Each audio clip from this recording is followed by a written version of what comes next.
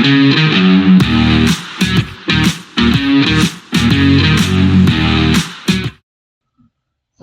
welcome back to the Supercoach Snuff channel. In this video we're going to do the round 9 preview for NRL Fantasy in the 2024 season.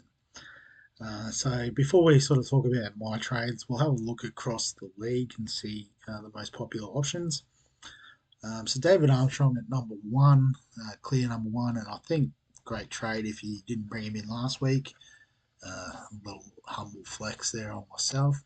But yeah, looks the goods. I know there was a bit of chat about he wasn't the first choice for fullback, but I guess there's been stories like that in the past. Ryan Pappenhausen wasn't the first choice, but he got a chance when Scotty Drinkwater got injured, and Scotty Drinkwater's up in North Queensland now. So, I think you can bring Armstrong in confidently if you're looking for some wing fullback coverage.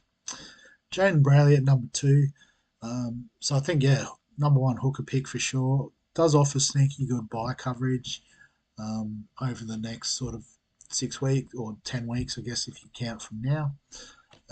So yeah, at a good price point too. So if you're looking for a hooker, which I am in the market for this week, you can definitely bring in Jaden Brayley.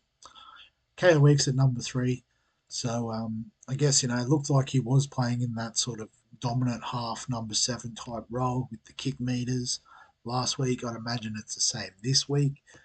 There's been some chat that maybe Ethan Strange will wrestle back some of that in the coming weeks. They do have a bye in round 10. But I think, the system that they're playing is that the 7 is the dominant one and the 6 is the running one. It's worked for them with Whiten and Fogarty previously. So I think as long as Weeks has the 7 on his back, he is a great pick. Nicho Hynes, I mean, people might be getting off Nathan Cleary potentially again. But obviously, Nicho Hynes is the number 1 scorer. You can see top averages. He is far and away the number 1. So I guess you've got to try and get him in at some point. There's no time like the present. Max Plath, I did have him as my mid option for the week. Just, offers that good buy coverage, the work rate in the middle, the minutes are there. It's all sort of adding up to be a nice sort of value pick. So you can bring Max Plath in comfortably if you like. Ruben Garrick, doesn't offer the origin coverage round 13. But aside from that, pretty good pick. So if you can cover round 13, he offers great value as a centre and wing fullback, I should say, keeper. John Bateman, another one who has sneaky good buy coverage, won't play 13, but will play the rest of the origin period after that. And obviously being an Englishman, no fear of him strapping on the blue or maroon jersey. So one I don't actually hate bringing into the team if you would like to this week. Angus, number 1 second row option in my opinion at the moment, in good form. It looks like he is in the origin type of form. I don't know if he's in that frame, given the options that New South Wales do have, but definitely wouldn't look out of place. So I think you can bring him in if you want. Trey Fuller, scoring well, should have some decent buy coverage through origin, assuming the Hammer gets back in time and gets picked for Queensland. But I think, Queensland is pretty faithful with their players, so as long as Hammer's fit, he'll be in the team, and we can fill up on Fuller. For Noah Blake, obviously, if you're looking for a gun middle, he's the one in form at the moment, so you can bring him in. Jamin Jolliffe, I don't hate as a pick. I did have him as the trap on the Tops, Chops, Traps and Slaps video yesterday. If you haven't watched it, go check it out. However, I don't think there's a lot of value in the pick. He's sort of, he's got the more minutes and the more workload, but you are essentially paying what he's worth. So I think there's better options, just offer a bit more value. So, I mean, if he's the one in the price range, I think you can actually get Max Plath a bit cheaper. Don't quote me on that. I don't remember prices that well. But it's a 674 versus, this website's much faster than Supercoach, by the way. 611, yeah, so I'd go Max Plath every day of the week. Kale Ero, so, starting to pay up on him. I mean, I'd rather pay for someone like Ruben Garrick. Obviously, the round 13, 14 buy coverage is really nice. but I guess just how long can he keep reducing it for? Atkinson, so I guess the fact that Trindle's out for this sort of short to medium term, I think is does make Atkinson a viable play. Obviously, he will be second banana to Nico Hines, but what did he make last week? 15k. Man, it's not too bad. Was he? He was already at 250. Did he play last year? Must have done. Oh yeah, a few games last year off the bench. Okay, so he actually dropped in price a little bit, and then has lifted back up, playing 80 minutes. So yeah, definitely one to consider. I'm probably going to look elsewhere this week, but not the worst shout. Reece Walsh, stay for feeder. You know, as long as you can cover them for Origin, you know, it's a bit of a short term play to trade them in, trade them back out, and then potentially trade them back in at the end of the season.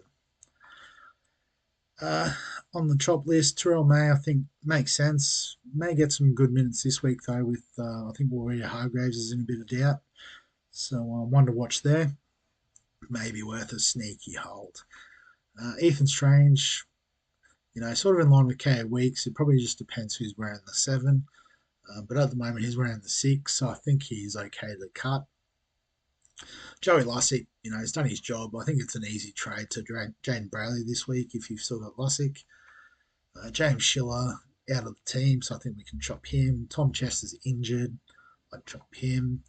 Brandon Smith, maybe just underperforming a bit, but we know what he's capable of, so I think he's a hold if you've got bigger fish to fry. But could be a luxury trade out, I suppose.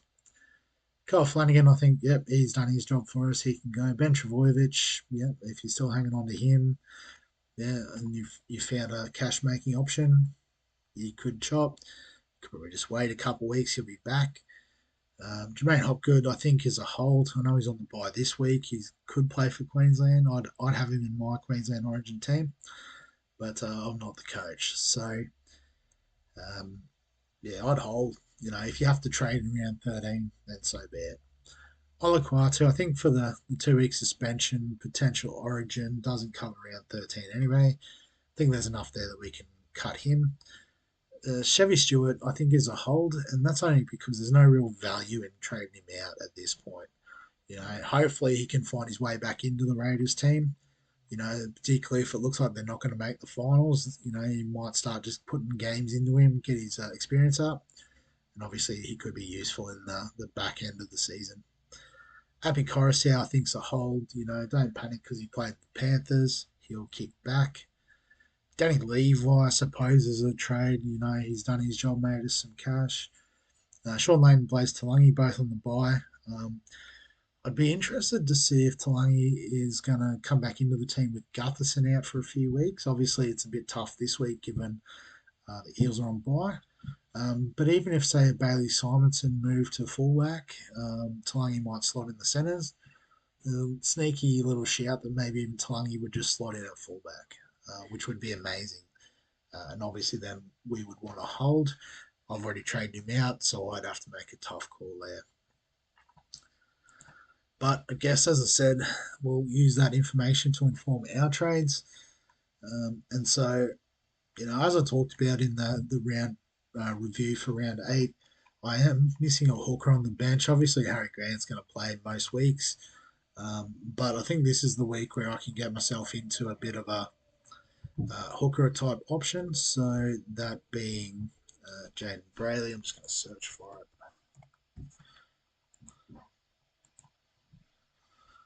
All right, so 490. Still got a lot of cash in the bank. Um, I guess the other move that I am interested in making is getting out of Ethan Strange. So I'll just confirm this one first. So do a little bit of a shuffle here. So just, you know, because he's going to lose some value, I just want to trade him out for his halves partner, who is on the way up. KO Weeks. And lock that in. So they're the 2 trades this week. If I just quickly go back. So Chester to Brayley, Strange to Weeks. You know, still a solid war chest there, a 490k, 20 trades to go. You know, maybe have another look at Atkinson. Might be Um, the only real option between now and Origin, but ideally, if I can get to the next few weeks without making trades, obviously, if Atkinson's price isn't going to get away from us, he'd be a great option for that week, given he should play around 14 as well.